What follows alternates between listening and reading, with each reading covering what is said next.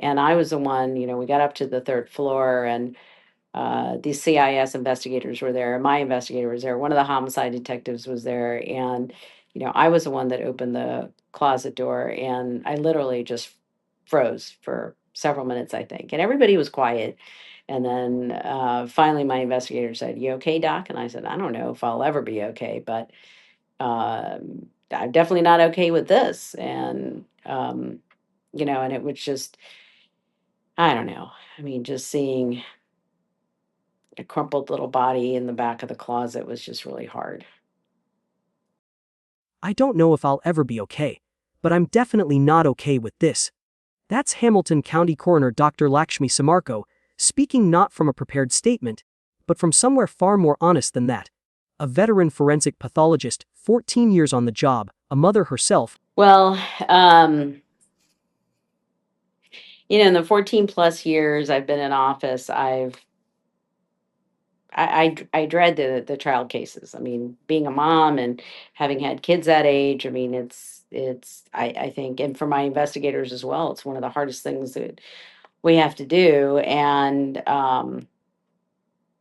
when I got that phone call, I was actually just remembering Marcus Feisel from 20 years before, and I think it was the day before was his 20th Mhm. 20 years since his death, but it just sounded, I don't know, so similar. So there were just too many things that were reported to us at that point, and I was afraid that this was a copycat um situation.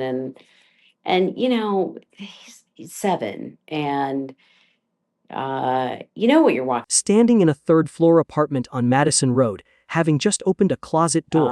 And I was the one, we got up to the third floor, and the CIS investigators were there. My investigator was there. One of the homicide detectives was there. And, I was the one that opened the closet door, and I literally just froze for several minutes, I think. And everybody was quiet.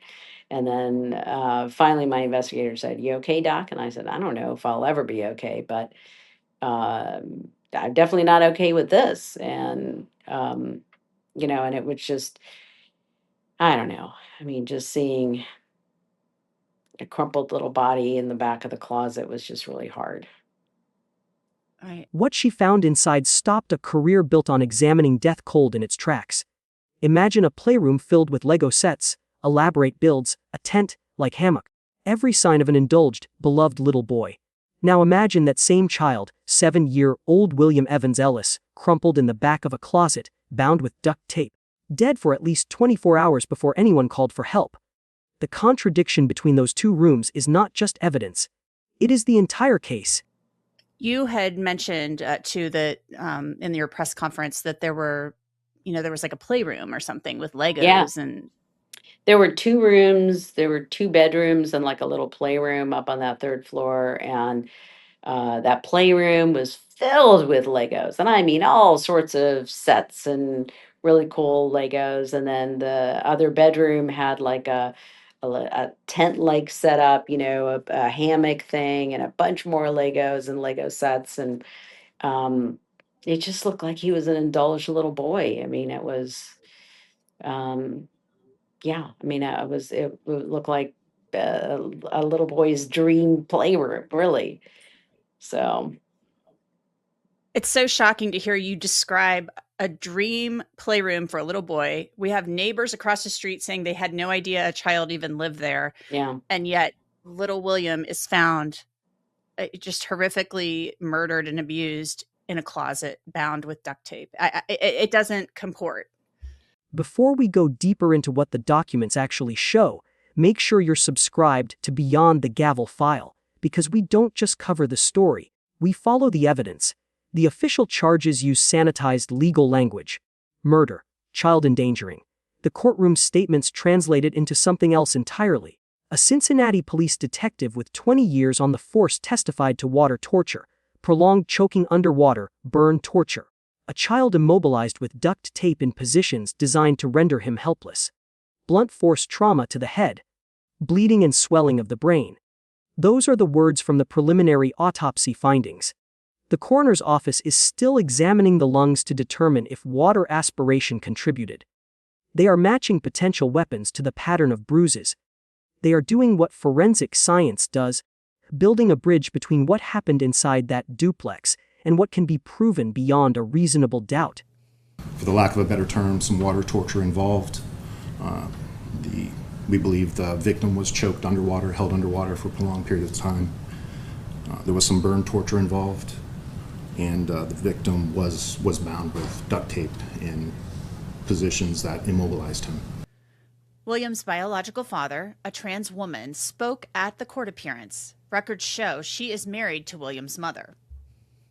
To care for him, they kept him from me for the past 9 months. All three were ordered held on a $1.1 million bond. So I want to bring in Dr. Lakshmi Samarko. She is the coroner in Hamilton County, Ohio, and the pathologists at her office performed the autopsy on little William. Dr. Samarko, thank you so much for coming on. Thank you, Anjanette. Talk to us a little bit about William's cause of death, if you would. It's a blunt force trauma to the head, and he had bleeding and swelling of the brain. Do you know at this point what caused those injuries? Well, I think Cincinnati police has collected some evidence, some of which may be a murder weapon. We're going to take a look at what they've collected and see if any of those items would match the injuries that we're seeing. But at this point, we know that some of the bruising on his skin is consistent with being struck. So the Cincinnati police detective who was present at the court appearances the other day said that basically this poor child was tortured, that there was evidence of water torture. They believe that this went on for a couple of weeks. Did the autopsy reveal anything to you all about that? we're still looking at the lungs carefully. Some of what we saw originally may just be, part of the death process. And so we're looking at the lungs a little more carefully. We're still doing some testing on some of the bruising and things. So we're not complete yet. We only have preliminary findings. And here the narrative splits into two timelines that should never have been allowed to converge. Timeline 1, August 6th, a barefoot woman walks into Mercy Health, drops to the floor, rocking back and forth, tells a charged nurse that her partner is trying to kill her and that her son is hidden in an attic. Police respond to the duplex, find William dead in the closet, 3 adults arrested, Caitlyn Evans, the biological mother, Nissa Kenny and Kirby Rankin, described in court as co-parents, booked into Hamilton County Justice Center, each held on a $1 million bond. Timeline 2 January, 8 months earlier. Now, in the background of all of this is an incident back in January 2026 in a grocery store parking lot. Kirby Rankin was charged with assaulting a woman, punching her in the face, and William was there when it happened. Rankin also pulled a gun that day. If you look closely here, you can see it in her right hand. Caitlyn Evans is standing nearby. Lance Bunnell says his wife was driving through the parking lot of Jungle Gyms to go shopping. You can see in the right-hand corner of your screen that the trio appears with William in tow. Kirby is pushing the cart wearing a blue coat. I spoke with Lance Bunnell. He didn't want his face shown. So my wife one Sunday decided just to go shopping at Jungle Gyms on a perfectly clear day in the middle of the daytime. She's pulling into a parking lot. She actually passes 3 people in the parking lot, drives right past them. It's not an issue. She starts backing up and she notices that one person is making gestures at her and she's not sure what it is. So she pauses her drive, actually stops her car thinking that something's behind her and they're trying to warn her. So she looks, there's nothing behind her. She continues, she backs up. So she parks her vehicle, she exits her vehicle, and those people that she had passed are now a couple cars down from her. When she exited the car to go to the front of the store, and she walked past them. While she was walking past, the one that was gesturing at her said something, and she's like, "Hey, what's going on? Is there something wrong with my vehicle or what?" And then I guess he just broke down in a tirade at her. And she really didn't understand what he's even talking about. So after a conversation, she disengages and says, well, I don't know what you're talking about. I'm not sure. And she walks away. Well, the individual later found out to be Kirby Rankin, follows her and then re-engages with her. So she hears him coming because he's storming up behind her, yelling at her. So she turns around and talks to him again. All of a sudden he gets, more angry and shoves her violently. During the shove, he actually tore her meniscus in her knee. And when that happened, obviously she collects herself and says, hey, what are you shoving me for? What's going on? Actually, prior to that, when she was walking away from him, he even said that he was going to kill her, shoot her and kill her. And she's like, for what? Anyway, so he shoves her after threatening to shoot her, and she regains her composure. She turns back to him and she's like, you can't shove me. And then he hauls off and hits her in the face. When he hit her in the face, obviously she's seeing stars at that point. She knows what's going on. He walks away. She tells him, I'm getting your license plate. And he says, no, you're not going to take any pictures of me. Then pulls out a gun from his purse and loads a round. During that time period, a Good Samaritan and his wife were sitting in a car close by, and they saw the whole interaction. A grocery store parking lot. Jungle gyms. Kirby Rankin follows a woman, shoves her, tears her meniscus, punches her in the face, then pulls a gun from a purse and loads a round. William is present. He watches all of it. Rankin later pleads guilty to 2 misdemeanors. No felonies. No removal of the child. Kirby Rankin pleaded guilty to 2 misdemeanor counts and is set to be sentenced on that case in September. The Bunnells are absolutely furious with how this case was handled. They believe Rankin should have been charged with felonies, and had she been, maybe William wouldn't have been around her. Several photos of Kirby Rankin were taken when she was booked into the jail. She is trans, but the jail lists her and Nissa Kenny as males. Kirby Rankin has tattoos on her arm that read, "This machine kills fascists." The system saw what happened in that parking lot and blinked. The system saw what happened in that parking lot and blinked. That failure has a name. It is the sound of a door that should have swung open but stayed shut. What did the state know, and when did it know it? That question is not rhetorical. It is now the central evidentiary thread. Jail records and court filings identify both Rankin and Kenny as male. They were living in what has been described as a polyamorous relationship with the biological mother. The biological father, also a trans woman, Claire, appeared in court and stated she had been kept away from William for 9 months, quote, based on lies. In this case, and we have the jail records indicate these were 2 men living with the biological mother of this child in a very odd, troubling, weird arrangement that put this boy at risk, and now he's dead. You are right. Both the jail and the court records identify Kirby Rankin and Nissa Kenny as men. It appears potentially they were living as women.